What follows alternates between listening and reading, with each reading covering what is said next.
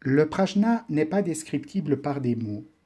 Le prajna est indescriptible et même si l'on veut le décrire, ce ne pourra être que partiel. C'est comme ces aveugles qui tâtent un éléphant. Celui qui palpe l'oreille de l'éléphant dit « Savez-vous à quoi ressemble un éléphant ? Moi, je sais, il est comme un éventail. » Un autre trouve la trompe de l'éléphant et il dit « Non, non, il ne ressemble pas à un éventail. Il est comme un crochet, il peut agripper des objets. » Un autre palpe la queue. « C'est faux ce que vous avez dit. L'éléphant ressemble à un balai. » Un autre palpe la patte. « Non, il ressemble à un poteau. » En réalité, ils ont tous partiellement raison, mais aucun ne connaît la vraie image de l'éléphant. Pour connaître la forme de l'éléphant, il faut ouvrir les yeux pour le regarder, et les yeux, c'est le signe de la sagesse. Le prajna est l'œil de la sagesse. Il permet aux hommes de voir l'image de la vie dans l'univers. Sans le prajna, nous sommes comme ces aveugles qui tâtent l'éléphant. Nous ne pouvons que deviner certains aspects partiels de ce monde sans appréhender l'entièreté de l'univers. Le prajna est indescriptible.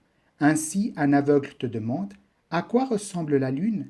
La lune est claire, sa lumière est comme celle de la bougie, lui réponds-tu. Comme il ne voit pas la lune, il tâte la bougie. Oh, je sais maintenant, la lune est longue. Non, elle n'est pas longue. Alors, à quoi ressemble-t-elle ? Elle est arrondie comme un plat. Le plat est froid quand on le touche. La lune doit être froide, elle aussi. Comme il n'a pas vu voir la lune, il ne peut qu'en deviner les aspects possibles, sans pouvoir en donner une image complète. L'aveugle ne sait pas différencier les couleurs. Si tu lui dis que la couleur blanche est comme la fleur de lys et que tu lui donnes cette fleur, il va la tâter et la fleur bougera.